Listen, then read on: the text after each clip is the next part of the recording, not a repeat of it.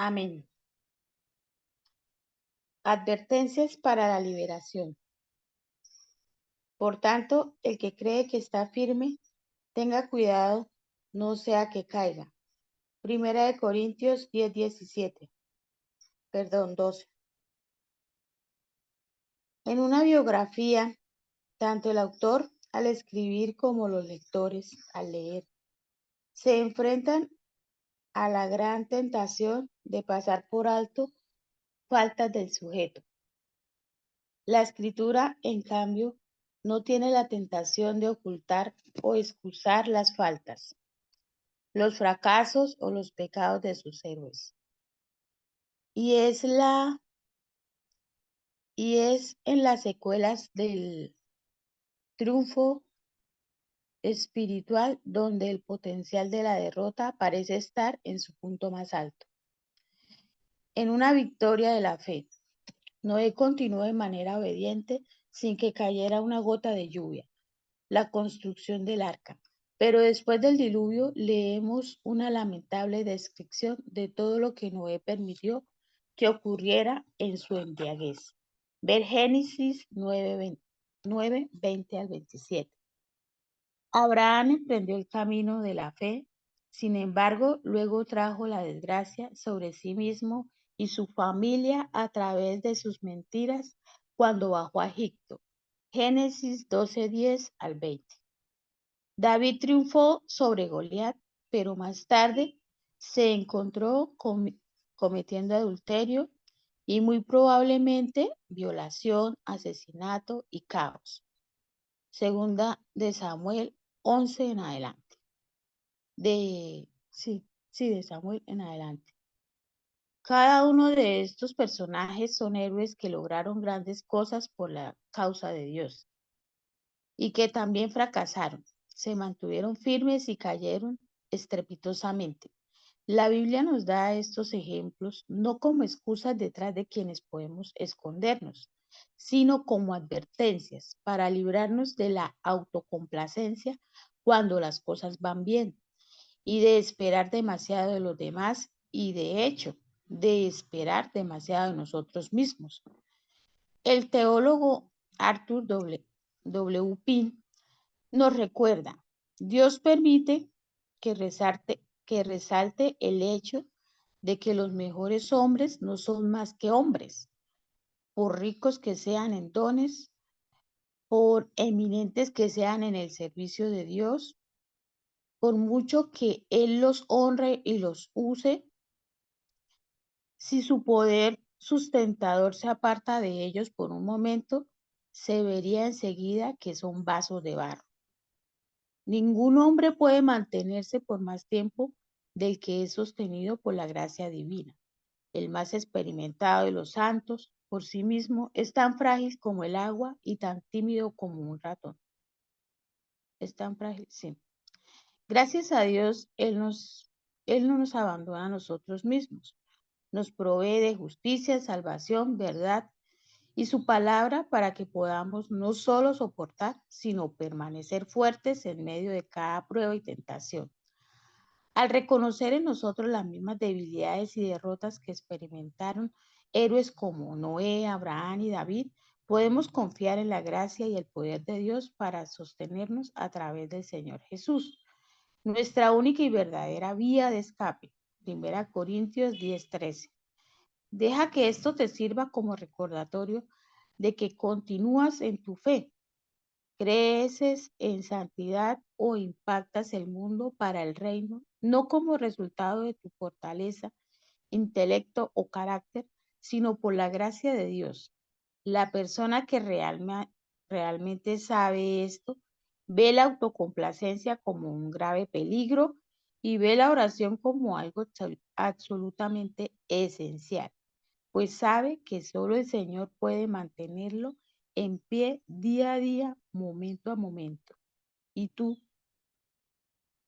Primera de Corintios 10:1-13. Gracias, hermanita Alex. Bueno, mis amados y amadas, buenos días a los que se acaban de conectar. Este devocional de hoy nos trae muchas cosas a nuestra mente. Dice el texto base, por tanto, al que cree estar firme, tenga cuidado, no sea que cae. Vamos a leer el texto completo para que podamos ver realmente lo que estaba pasando cuando el apóstol Pablo, inspirado por el Espíritu Santo, quiere enseñarnos el testimonio de Dios en estos hombres en el Antiguo Testamento y todo a lo largo de la historia de la iglesia. 1 Corintios 10, del 1 al 12.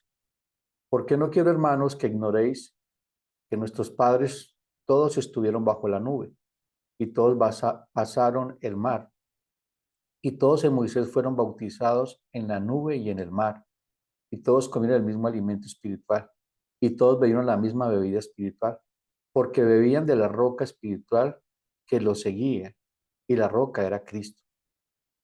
Pero los más de ellos no se agradó Dios, por lo cual quedaron postrados en el desierto. Mas estas cosas sucedieron como ejemplo para nosotros, para que no codiciemos cosas malas, como ellos codiciaron, ni seáis idólatras, como algunos de ellos, según está escrito. Se sentó el pueblo a comer y a beber, y se levantó a jugar. Ni forniquemos, como algunos de ellos fornicaron, y cayeron en un día 23,000.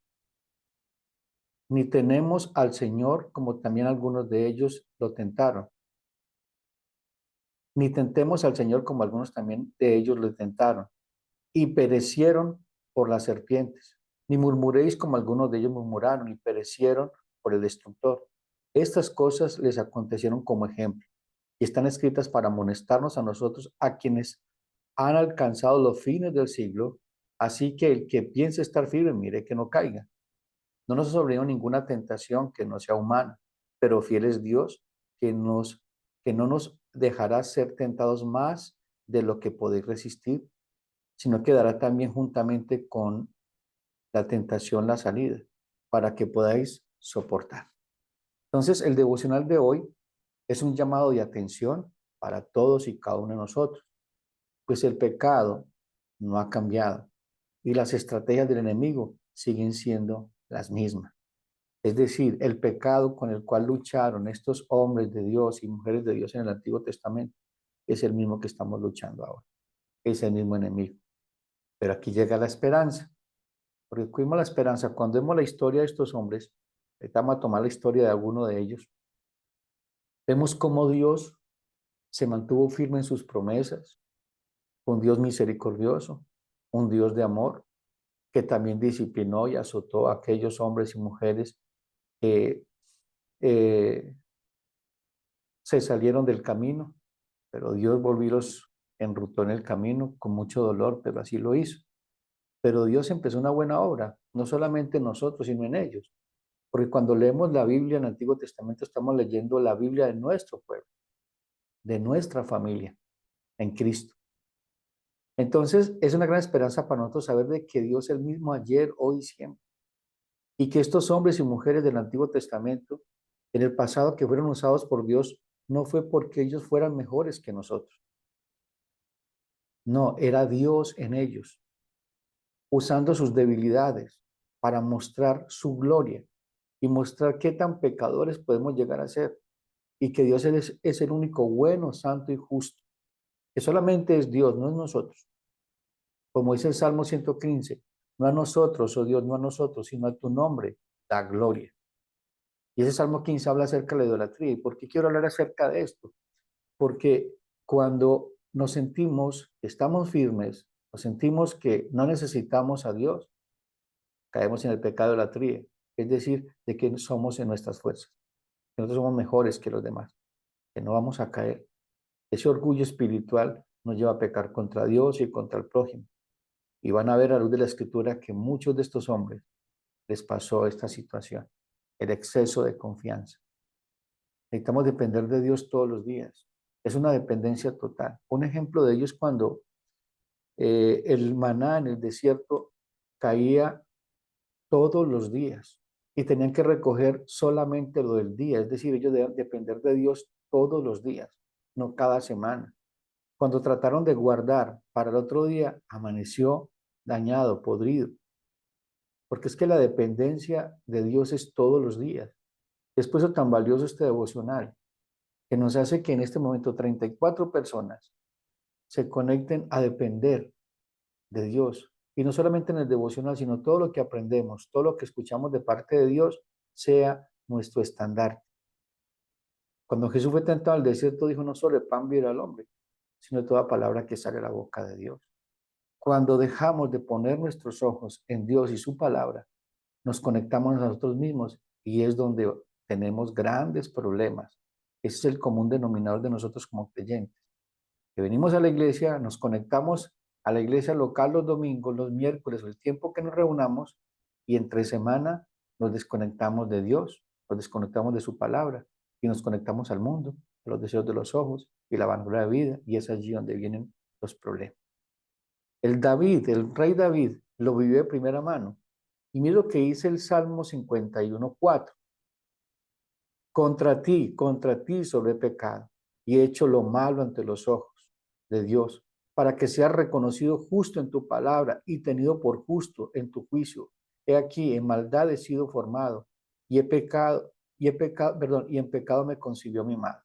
¿Qué está diciendo aquí David? Que ese pecado que él cometió, y era David, un hombre conforme al corazón de Dios, que ese pecado tan grotesco que cometió David mostró y resplandeció que Dios es justo, bueno y misericordioso, y que no pasa por alto el pecado de los hombres, aun siendo David un hombre conforme a su corazón. Y vamos a ver en la historia de David cómo Dios actuó en la vida de David y por qué David, pensando que estaba firme, cayó en ese pecado tan aterrador. Pero también vio la gloria de Dios, vio su misericordia, Dios cómo lo restauró, vio Dios cómo transformó su vida. Y ese es el Dios que tú y yo adoramos. Un Dios que siempre está en control. Un Dios que empezó una buena obra en ti. Y él mismo la perfección y la termina. Ninguno se va a quedar a mitad de camino como el pueblo de Israel en el desierto. Porque ese pueblo era duro de corazón e incrédulo. Era un pueblo orgulloso, soberbio, que tenía su corazón en Egipto. No querían adorar a Dios en el desierto. Querían estar en Egipto, porque su corazón estaba allí. Pero Dios tuvo misericordia a ese pueblo, porque los menores de 20 años pasaron a la tierra prometida, porque era la promesa de Dios. Y si usted en la historia de Israel entraron a la tierra prometida y murió esa generación que pasó del desierto a la tierra prometida, los menores de 20, y sus hijos no conocieron el Dios de sus padres, y fueron casi 430 años de oscuridad en el tiempo de los jueces. Entonces mire lo duro que es cuando nos apartamos del Dios vivo, el exceso de confianza. Pensar que somos pueblo de Dios, pensamos que hicimos una confesión de fe, pensamos que pertenecemos a una iglesia bíblica reformada, que conocemos todas las teologías, todas las doctrinas de la gracia, que somos eruditos en la predicación del Evangelio, pero nos desconectamos del Señor del Evangelio. Y es allí el gran problema. Allí es el dolor de pecar contra Dios. El mismo Jeremías, en Lamentaciones 3:22 al 23, mira lo que dice Jeremías. Por la misericordia de Jehová no hemos sido consumidos, porque nunca decayeron sus misericordias, nuevas son cada mañana, grande es tu fidelidad. ¿Qué estaba diciendo aquí Jeremías? Jerusalén estaba destruida, el templo estaba destruido, todo estaba en ruinas. Habían sido llevados al cautiverio por su pecado. Pero ¿qué dice Jeremías?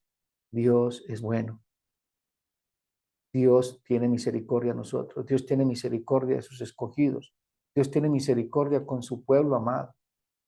Y no solamente con el pueblo, hasta con los impíos. Dice la Biblia que las misericordias de Dios, dice que salen como, hay lo que llama la gracia común, que Juan nos enseñó en estos días, es como el sol, no se le esconde al impío. Sale sobre justos y pecadores, es la gracia común. Dios da alimento al impío. Dios sustenta al impío con toda su creación. Pero el impío no quiere volverse a Dios. ¿Por qué? Porque no quiere reconocer a Dios como Dios. Y nosotros que conocemos a Dios, que Dios nos conoce, en muchas áreas de nuestra vida no nos sometemos a Dios. Entonces vamos a aprender hoy la liberación, la verdadera libertad que tenemos en Cristo para caminar a cara descubierta delante de Él. Pero también la advertencia de cuando nos sentimos que estamos firmes.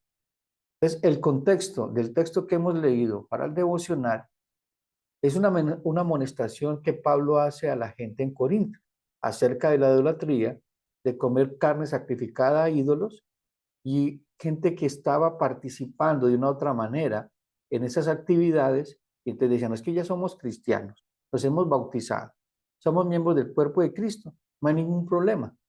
Es decir, que el hecho de que participemos de las cosas del Señor, entonces podemos participar también de la mesa de los demonios. Error. Servimos a un Dios santo. Servimos a un Dios, hermanos, que Él lo tiene claro. O aman al mundo o me aman a mí. Aborrecen al mundo o me aborrecen a mí. Lo aprendimos en un devocional, hasta cuándo claudicaréis entre los pensamientos. Si Dios es Dios, servidle. Si Baal es tu Dios, pues sírvanle. Pero no existe puntos intermedios. El hecho de que seamos nominalmente cristianos no significa que vamos a estar en el cielo. El hecho de que yo sea pastor no significa que yo vaya para el cielo. Mateo 7, 21 al 23 dice, no todo el que me dice Señor, Señor, entrará en los cielos, sino aquel que hace la voluntad de mi Padre que está en los cielos. Hacer la voluntad del Padre es someternos a su reino, a su señorío, es vivir para su gloria, es deleitarnos en sus mandamientos, es dar la buena batalla, la fe todos los días en contra del pecado y sobre todo en contra de nosotros. Ese pecado que mora en mí. Es el grito de victoria que tiene un creyente en Romanos capítulo 7. Porque si tú no gritas por tu pecado, si tú no lloras por tu pecado, tienes problemas con Dios. Si tú toleras, cohabitas o permites el pecado en tu vida y no sientes ningún dolor por pecar contra Dios, tienes problemas. Tienes problemas. Es claro que vamos a tener esta lucha hasta el día que venga el Señor Jesucristo. Hay un pecado remanente en nosotros, tenemos un enemigo entre nosotros. La pregunta es cómo tú estás luchando con ese enemigo, en tus fuerzas o en las del Señor. En Efesios capítulo 6 dice, en la guerra espiritual, dice, fortaleceos en el Señor y el poder de su fuerza, para que puedas resistir el día malo. Tú no puedes en tus fuerzas. Mira que el que esté firme, que no caiga. Todos los días necesitamos depender del Señor. Y lo aprendimos con Alejandro el día de ayer, cuando Dios permite en la vida de Pablo y de muchos hombres de Dios ese aguijón en la carne, para no enaltecerse. Es la disciplina correctiva de Dios, preventiva de Dios. Entonces, todo esto que aprendemos todas las mañanas deben ser puestos por obra, amados hermanos, no solamente escuchar. Qué bonito devocional de hoy. Gloria a Dios por ese devocional, pero pasa el día y no pasó nada. Somos indisciplinados en nuestra vida espiritual. Y eso le pasó a varios hombres de Dios en su indisciplina espiritual. Pensar que todo estaba bien, pero estaba mal. Estaba mal.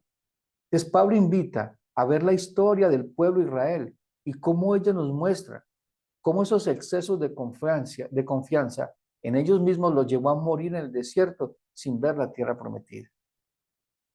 Mira lo que dice la palabra del Señor. Pablo en 1 Corintios 1, del 1 al 12. Por lo que no quiero, hermanos, que ignoréis que nuestros padres todos estuvieron bajo la nube y todos pasaron el mar y todos Moisés fueron bautizados en la nube. Es decir, está diciendo, este pueblo vio la gloria de Dios, vio las 10 señales en Egipto. Una nube los cubría, que era la gloria de Dios, la presencia de Dios. Les mostraba que Dios estaba con ellos y a pesar de todo eso murmuraron contra Dios. Querían matar a Moisés, querían regresar a Egipto. Qué fuerte este pueblo. Qué duro de servir ese pueblo. ¿Cuántas veces has visto el poder de Dios en diferentes circunstancias de tu vida? ¿Cómo te ha sostenido? ¿Cómo te ha sustentado? ¿Cómo te ha guardado? Y aún así, nosotros no servimos al Dios Todopoderoso como debe ser. Solamente le servimos cuando tenemos problemas, cuando tenemos dificultades. Pero en los tiempos buenos, como enseñaba Alejandro el día de ayer, nos apartamos de Dios. Porque no necesitamos a Dios, porque tenemos ya nuestro Dios en el bolsillo. Ya estoy seguro, ya estoy confiado. Es triste, pero es la realidad de muchos creyentes. Es triste, pero es una realidad de muchos de nosotros. Entonces, pero a pesar de todos estos privilegios que tenían y haber podido ver con sus propios ojos a Dios actuando a favor de ellos, fracasaron y murieron todos en el desierto. Nosotros tenemos privilegios, claro que sí. Como creyentes somos coherederos con Cristo y estamos juntamente sentados con Él en lugares celestiales. Tenemos privilegios, pero tenemos deberes. A todos nos gustan los privilegios, pero no nos gustan las demandas de Dios.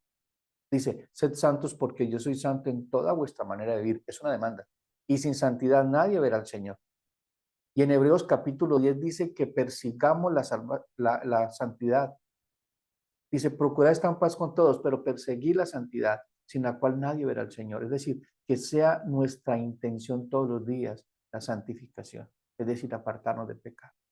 No nuestras fuerzas, sino el poder de Dios. Tenemos el Evangelio, tenemos el Espíritu Santo en nosotros, tenemos una nueva naturaleza. Es decir, no hay excusa para que nosotros digamos que no podemos. Áreas en nuestra vida que podemos nosotros tener grandes victorias y libertad, pero estamos sometidos a ese pecado. Nosotros mismos voluntariamente nos esclavizamos de ese pecado y somos libres. Somos libres. Nunca estaremos sin pecado en esta tierra, pero delante de Dios estamos sin pecado, limpios y sin mancha delante de Él. Pero eso no me da licencia para seguir pecando, como dice en Romanos capítulo 6. Entonces, donde abundó el pecado, hagamos pecado, pequemos más para que sobreabunde más la gracia de Dios, no me Dios sea glorificado. Que esa era una de las excusas del hombre que supuestamente el hombre imaginario que habla con Pablo. Entonces tengamos en mente, mis amados hermanos, necesitamos una dependencia absoluta, no cada domingo, sino todos los días de Dios, porque el enemigo anda como un rugiente buscando a quien devorar. Estamos en guerra, es una batalla. Todos los días estamos luchando con la carne, con los deseos de los ojos, con la vanagloria de la vida y con el enemigo en nuestras almas. Todos los días. Es una guerra sin cuartel. No hay tratados de paz. No los hay. No los hay. La vida del creyente la describe el apóstol Pablo como la de un soldado, como la de un atleta. Es una vida cargada de disciplina, sacrificio y cuidado de nosotros mismos a la luz del Evangelio.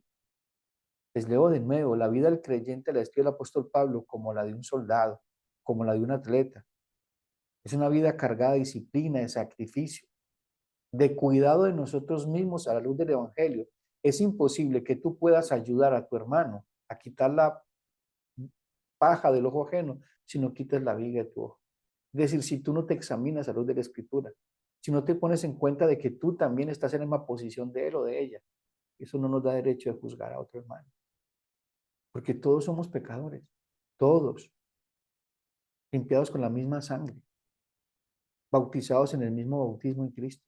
Ninguno es mejor que otros. Todos debemos ayudarnos los unos a los otros. El hombre o la mujer espiritual, es decir, aquel que por el uso de la palabra del Señor puede discernir entre lo bueno y lo malo, como dice el escritor de Hebreos, está pendiente de su hermano menor, ser ayudador, cuidador de tu hermano, no juzgador de tu hermano. Porque a veces nos pasa eso. Ah, es que yo soy muy espiritual, yo no peco como peca fulanito. Nos pasa entonces lo del fariseo. ¿Dónde está el fariseo? Pensaba que estaba en el cielo. ¿Y dónde estaba? En el infierno. Y aquel hombre que estaba pobre y humilde de espíritu, Señor, sé propicio a mí que soy un pecador, dice, quiero depender de ti en todo, amado Dios, ayúdame. Fue justificado.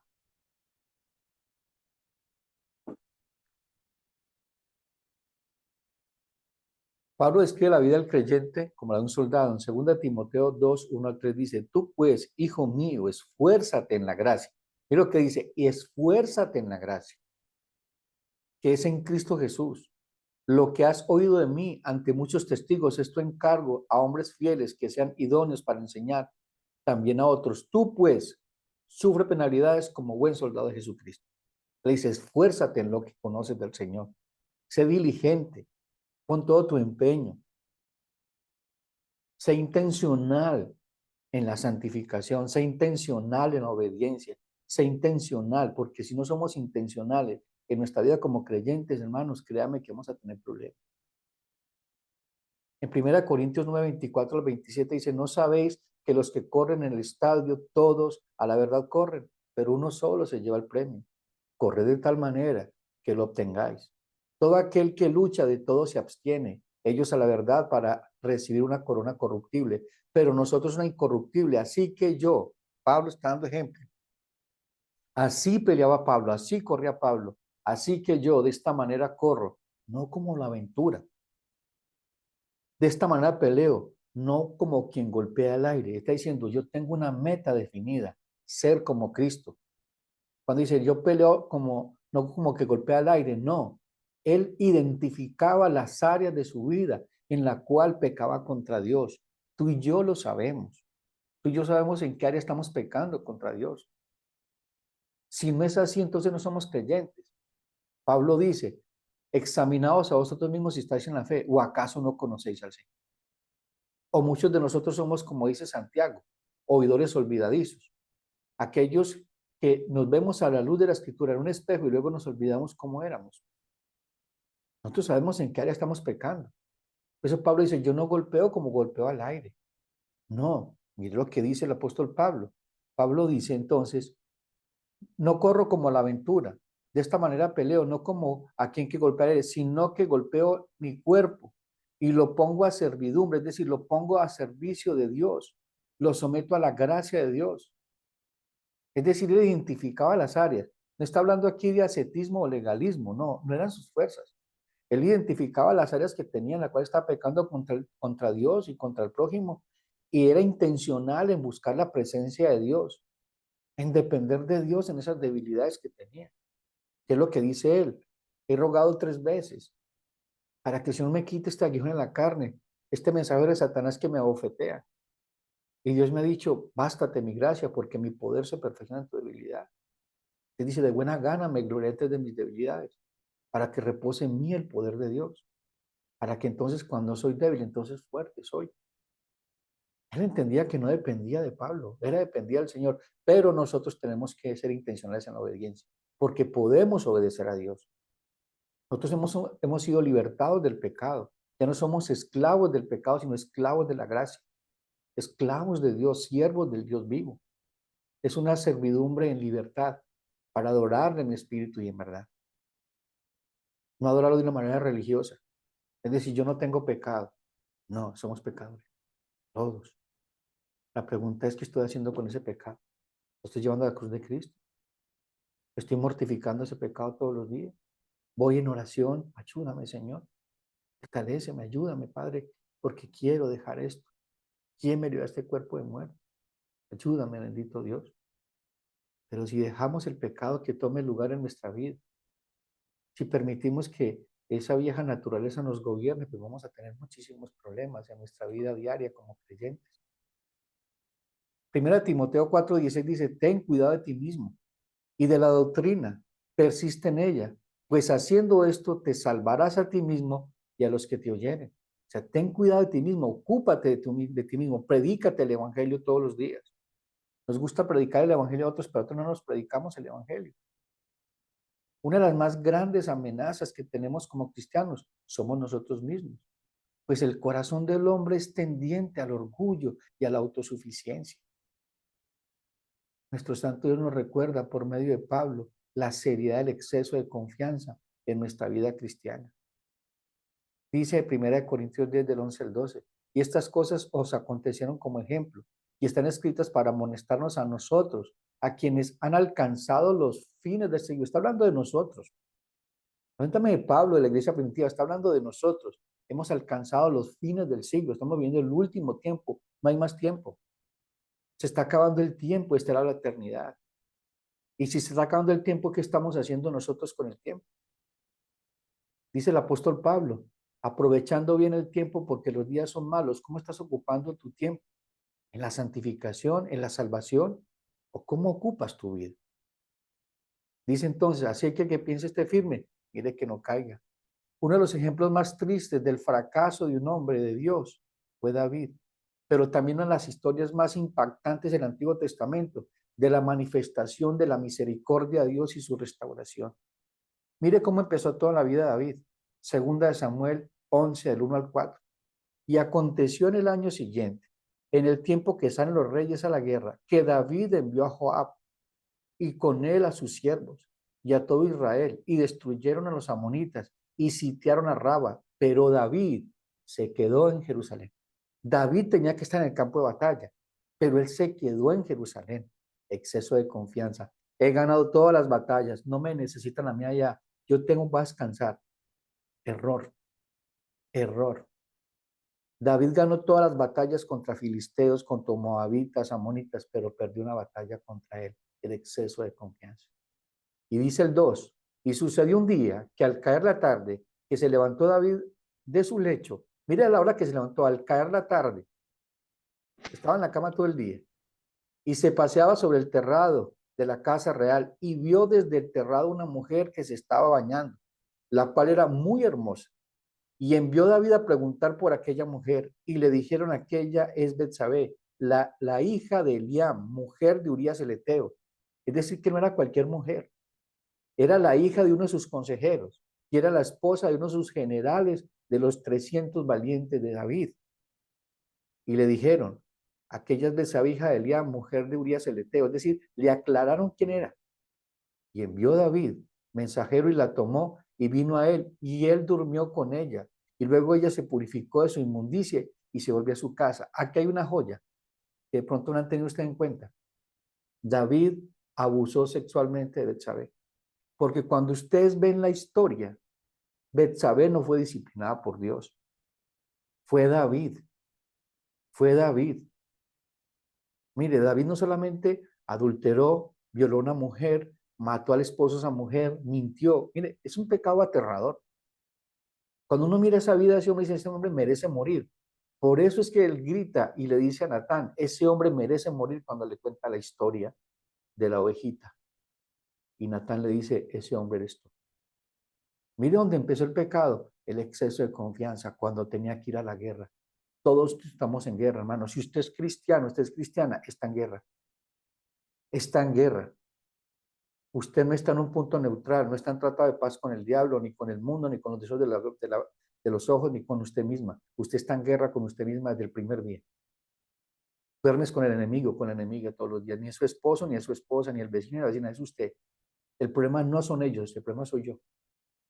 El problema soy yo. Y mire tan impactante esto. Entonces, aquí empezó el pecado.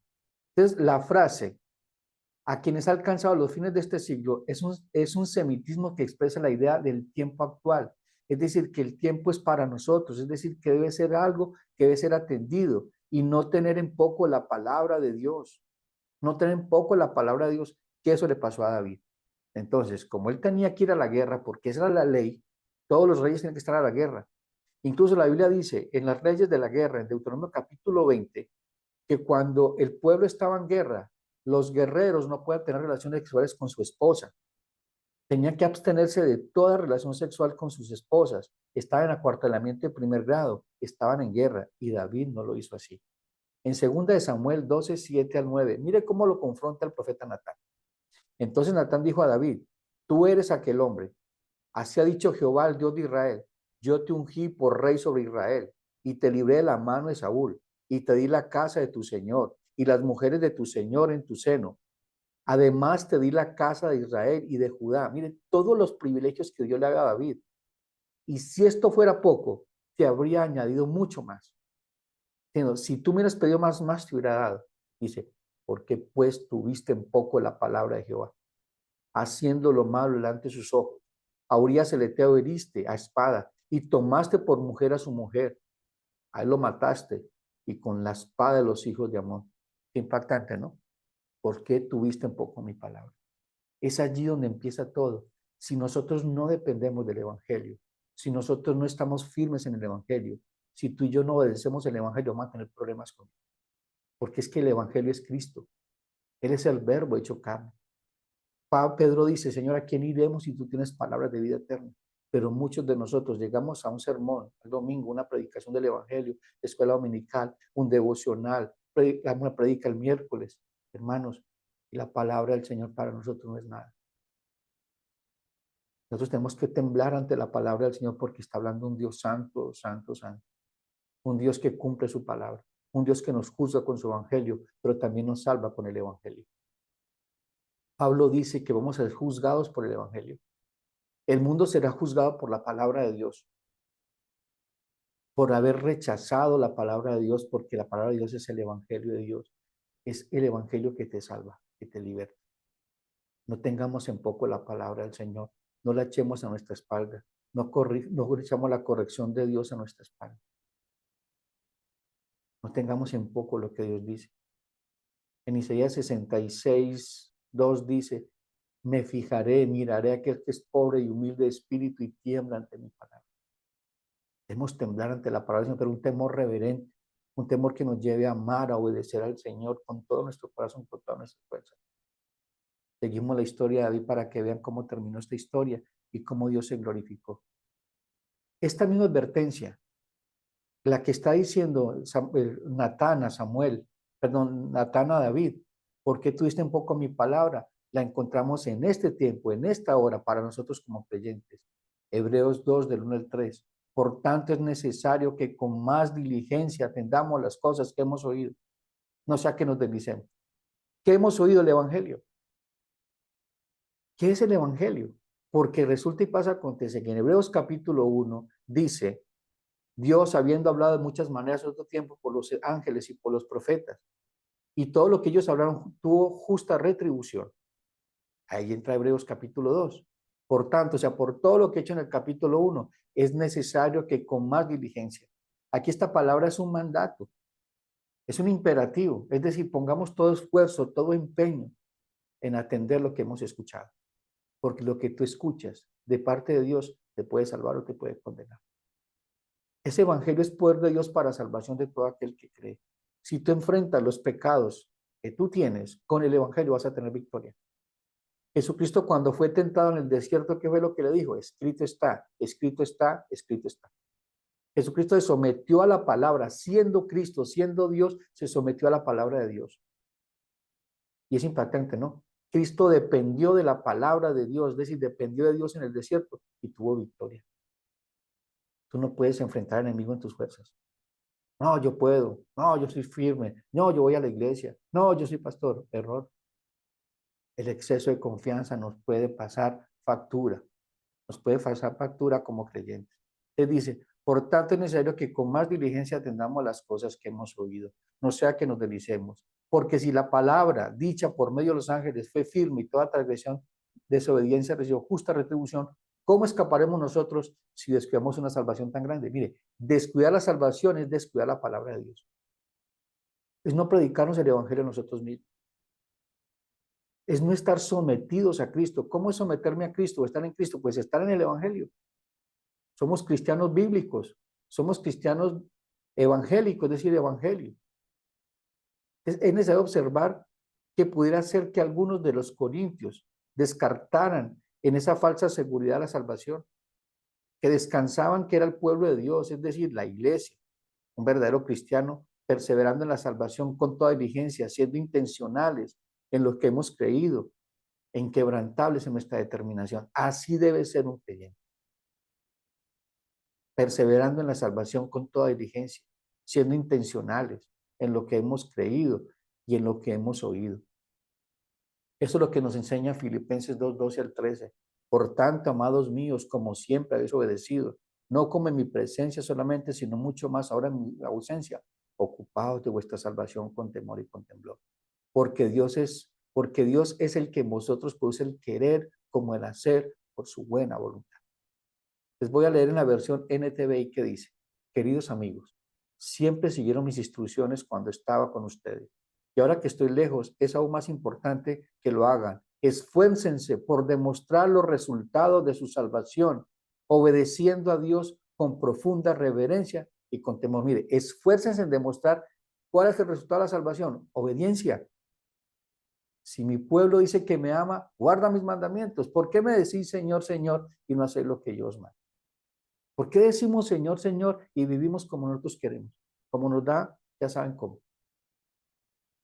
Hermano, es una advertencia, pero también, como digo, es una amonestación a mirar si estamos firmes. ¿Y en quién estamos firmes? ¿En nosotros o en Cristo? En Cristo estamos firmes, es la roca eterna inconmovible. ¿Qué es lo que dice Mateo 7, los dos cimientos? Habla del hombre sensato, el hombre prudente, que edificó su casa sobre la roca. Dice que cavó profundo. O sea, fue intencional en profundizar en las escrituras, en meditar en ellas, en apropiarse de ellas, en renovar su entendimiento. Y dice, cuando vinieron las pruebas, las tormentas, las dificultades, la casa se mantuvo firme, porque estaba firme en la roca. Pero la gran mayoría de nosotros somos los que estuvimos en la casa sobre la arena. No profundizamos en el Evangelio. Escuchamos, pero no obedecemos. Llegan las pruebas, llegan los problemas, las situaciones, las tentaciones, y son grandes las pérdidas. Son grandes las pérdidas. Él dice En el momento mismo que aceptamos a Cristo como Salvador personal, nos convertimos en hijos de Dios y recibimos todos los beneficios de la salvación que proviene del Padre. Eso tengámoslo claro. Tenemos todos los recursos divinos para llegar al cielo. Primero, Dios está en nuestra parte. Segundo, un nuevo corazón. Tercero, en nosotros mora el Espíritu Santo. Cuarto, tenemos el Evangelio. Eso es lo que nos dice segunda de Pedro 1 al 3. Dice, como todas las cosas que pertenecen a la vida y a la piedad, nos han sido dadas por su divino poder mediante el conocimiento de aquel que nos llamó por su gloria y excelencia, por medio de las cuales nos ha dado preciosas y grandísimas promesas para que por ellas llegaseis a ser participantes de la naturaleza divina, habiendo huido la corrupción que hay en el mundo a causa de las concupiscencias. Hermanos, en ese texto que leímos ahorita de Filipenses capítulo 2:12, tiene un texto paralelo, que es Filipenses 1:27. Dice, solamente que os comportéis como es digno del evangelio de Cristo. Mire, comportémonos como es digno del evangelio de Cristo. Qué responsabilidad tan grande que tenemos es ocuparnos de nuestra salvación. ¿Cómo? Con temor y con temblor. El ocuparse de la salvación no es lo mismo que buscarla. Nosotros ya somos salvos. Tú y yo nos ocupamos de la salvación porque somos salvos. Somos salvos, mis amados hermanos. Podemos vivir como hijos de Dios y como hijas de Dios. Es una exhortación a vivir el cristianismo de tal modo que los inconversos sean atraídos a Cristo Jesús. Pablo dice en 2 Corintios 3:2, nuestras cartas sois vosotros, escritas en nuestros corazones, conocidas y leídas por todos los hombres. Cuando el apóstol Pablo dice que nos ocupemos de la salvación es ser diligente, en exponer todo esfuerzo, todo empeño, en mostrar lo que está en nosotros. ¿Y quién está en nosotros? Pues Cristo. Cristo está viviendo, nosotros vivimos la vida de Cristo, Cristo está en nosotros. Pablo dice, ya no vivo yo, sino que Cristo vive en mí. Y lo que vivo en la fe, o sea, lo que vivo siendo Pablo, lo vivo en la fe del Señor Jesucristo, el cual me amó y dio su vida en rescate por nosotros. El ocuparse de la salvación se refiere a unas maneras prácticas de seguir al Señor y vivir al Señor. El cristianismo es práctico, es todos los días. Es un proceso en el que lejos de permanecer pasivos o inactivos, tenemos que ser activos. La fe es una fe activa. Dios dice, yo obedezco. No es que Dios dice, mañana obedezco. El proseguir es ir en pos, avanzar con ímpetu. Es una contienda, es una batalla, es una carrera. Y con estos versículos termino. Mire lo que dice Filipenses 3:12. Dice, no que lo haya alcanzado ya, está hablando Pablo, ni que ya sea perfecto, sino que prosigo por ver si logro hacer aquello para lo cual fui también nacido por Cristo Jesús. Él se aferró a Cristo con todas sus fuerzas. Él miraba sus debilidades, pero también miraba a Cristo, cómo se glorificaba a Dios en esas debilidades. Hermanos, seamos intencionales, seamos disciplinados, seamos soldados. Ocupemos de la salvación en nuestra vida diaria, en lo que somos. Somos hijos de Dios, somos hijos del Dios viviente, son hijas de Dios. El ocuparse de la salvación significa una continua renovación de nuestro entendimiento por el Espíritu. El creyente que se ocupa en la salvación no tiene tiempo ni forma de quedar estancado. Aunque este hombre exterior se va desgastando, el interior se renueva día a día. Pero los que esperan en Jehová tendrán nuevas fuerzas, se levantarán como las águilas y correrán y no se cansarán y caminarán y no se fatigarán. Isaías 40:31. Pero mi querido hermano, hermana, atendamos con diligencia lo que hemos oído. Dependamos del Señor en todas las áreas de nuestra vida. No seamos cobardes. No se olvide que la fila que entra al infierno son los cobardes y los incrédulos. Estamos inmersos en una batalla. Dependamos del Señor, no de nuestras fuerzas. Es en Cristo que podemos, no es sin Cristo. Nosotros somos los pámpanos, Cristo es la vid. Alejados de Cristo nada podemos hacer. Permanezcamos allí. Demos la buena batalla, la fe, perseveremos.